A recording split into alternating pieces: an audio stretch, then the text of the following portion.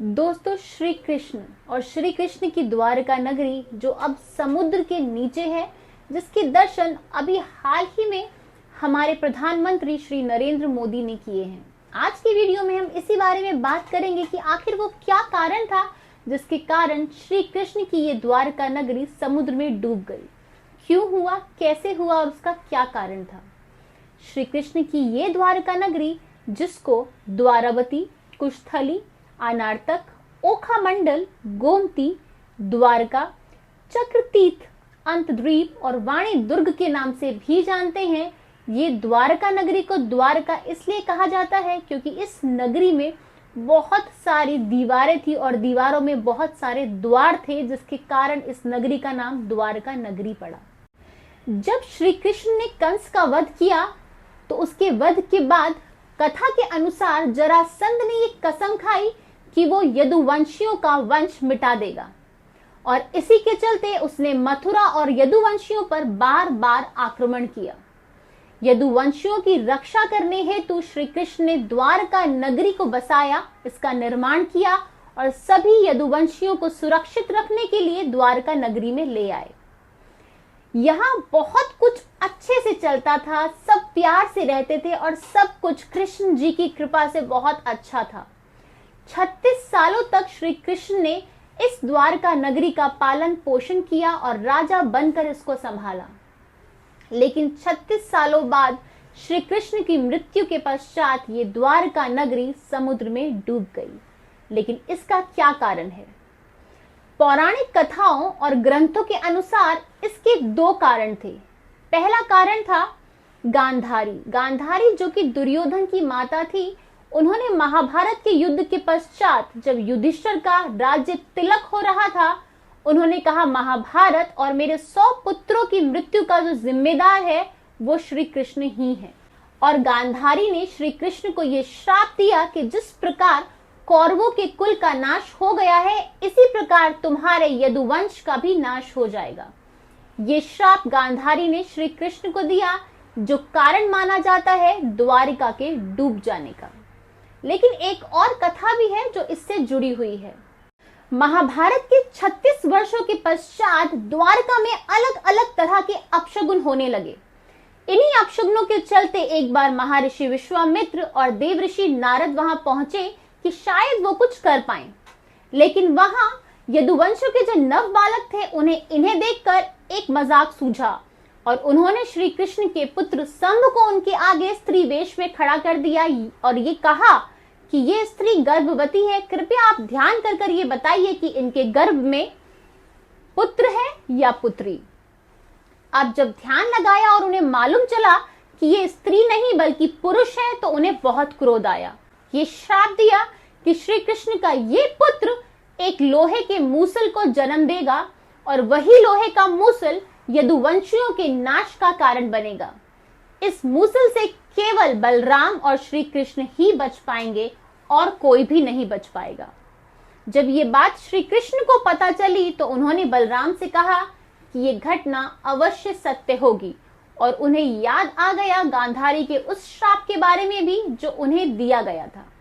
अब अगले ही दिन शंभ ने एक लोहे के मूसल को जन्म दिया।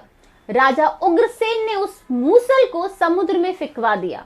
यदुवंशियों का पाप आचरण दिन प्रतिदिन बढ़ता गया।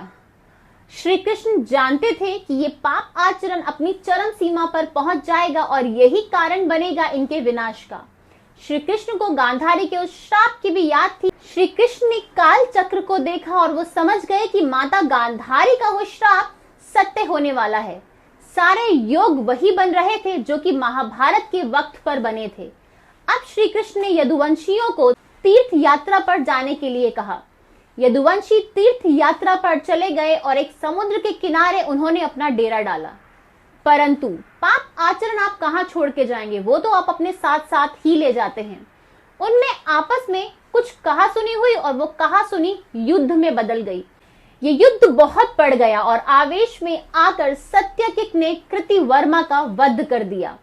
अब तो युद्ध अपनी चरम सीमा पर पहुंच चुका था और इसी युद्ध में श्री कृष्ण के पुत्र जब बीच में आते हैं तो उनके पुत्र प्रद्युम्न की भी मृत्यु हो जाती है। ये युद्ध बढ़ जाता है और धीरे धीरे करके श्री कृष्ण के बाकी पुत्रों की भी मृत्यु हो जाती है। उनके पुत्र गद, अनिरुद्ध, चारुदेशन, साम सभी मारे जाते हैं। ये देख के श्री कृष्ण को बहुत दुख और क्रोध भी आता है। वो जमीन में से एक घास को निकालते हैं, लेकिन वो घास लोहे की मूसल में बदल जाती है। उस वक्त सभी शूरवीरों ने लोहे की मूसल से एक दूसरे का वध किया था और ये कारण बना था यदुवंशियों के नाश का। श्री कृष्ण ने अपने सारथी दारुका को कहा कि तुम जाओ और हस्तिनापुर जाकर अर्जुन को ले आओ। श्री कृष्ण बलराम को वहीं जंगल में छोड़ के अपने आप द्वारका आए और अपने पिता वासुदेव को ये सारी घटना बताई। उन्होंने कहा कि ये सारी घटना पूरी की पूरी पूर्व निश्चित है और अब ये विनाश होकर ही रहेगा और अब द्वारका डूब जाएगी। श्री कृष्ण ने कहा कि आप स्त्रियों का ध्यान रखिएगा, उनकी रक्षा करिएगा, मैं बलराम के पास जा रहा हूं। श्री कृष्ण जब जंगल में बलराम के पास वापस आए तो वो समाधि में बैठे थे और देखते ही देखते वो शेषनाग में बदल गए। आप लोग अगर नहीं जानते तो मैं ये बता दूं कि जो बलराम है वो शेषनाग का ही अवतार थे। उन्होंने श्री कृष्ण से आज्ञा ली और वैकुंठ धाम को चले गए। अब श्री कृष्ण जंगल में एक पेड़ के नीचे बैठते हैं और अपना योग लगाते हैं। क्यों इसी शिकारी के द्वारा श्री कृष्ण विलीन हुए, क्यों इसी शिकारी का तीर श्री कृष्ण को लगा, इसकी भी एक पौराणिक कथा है। इसके पीछे भी एक कारण है जो हम अपनी किसी अगली वीडियो में आपके लिए जरूर लेकर आएंगे। तो वापस आते हैं अपनी कहानी पर। अब वासुदेव के पास जब अर्जुन पहुंचे तो उन्होंने उनको पूरी बात बताई और बताया कि श्री कृष्ण ने कहा है कि द्वारका डूब जाएगी और अर्जुन सभी द्वारका वासियों को लेके अपने साथ इंद्रप्रस्थ के लिए निकल गए। जैसे ही वो लोग निकले, उनके निकलते ही द्वारका पानी में डूब गई। ये देख के सभी आश्चर्यचकित हो गए। यही था श्री कृष्ण की द्वारका नगरी क्यों डूबी और कैसी डूबी का रहस्य। भारत की इंडियन नेवी के गोताखोरों ने 2005 और 2007 में द्वारका के अवशेषों को समुद्र के नीचे ढूंढ लिया। उन्होंने वहां वो दीवारें, वो महल और उसी जमाने के बर्तन ढूंढे, उन अवशेषों को ढूंढा। वो बर्तन कम से कम 1528 से 3000 ईसा पूर्व के हैं और ये पूरी की पूरी द्वारका नगरी लगभग 9000 साल पुरानी है।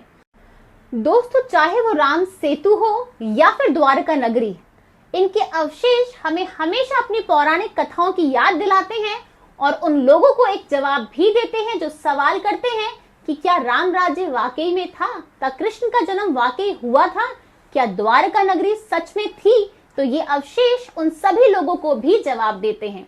हमारे सनातन धर्म की हर पौराणिक कथा किसी न किसी सच्चाई से ही जुड़ी हुई है और इस बात का हमें बहुत गर्व है।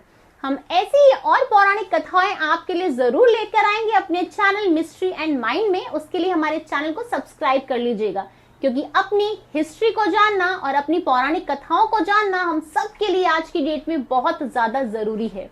उसका कारण एक और भी है कि हमें अपने बच्चों को, हमें अपनी आने वाली जनरेशन को ये चीजें पास ऑन करनी है ताकि वो सब जाने और अंदर से स्ट्रांग बन जाएं। अगर आपको आज की ये वीडियो थोड़ी भी इंफॉर्मेटिव लगी है तो इस वीडियो को लाइक, शेयर एंड कमेंट करना मत भूलिएगा।